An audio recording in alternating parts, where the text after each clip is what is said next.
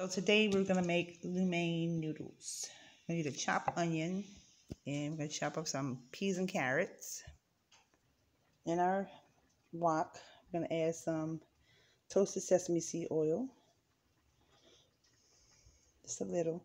Then we're gonna drop in our onions. Now we're gonna drop in our onions. We're gonna stir fry those. So now we're gonna drop in our peas and carrots. Stir it around until it's cooked. And we're going to take our noodles off the stove and drain the water. And then we're going to put our noodles in, and I'm going to show you the rest of the parts. I'm dropping these noodles. So now we're going to drop in some garlic powder.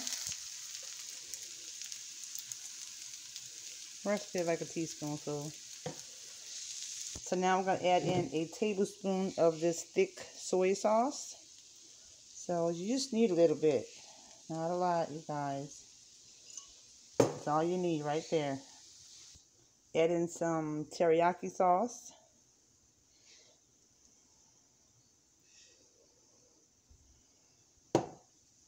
Give it a good stir.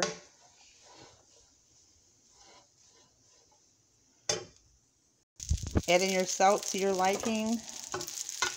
And she's all done, you guys.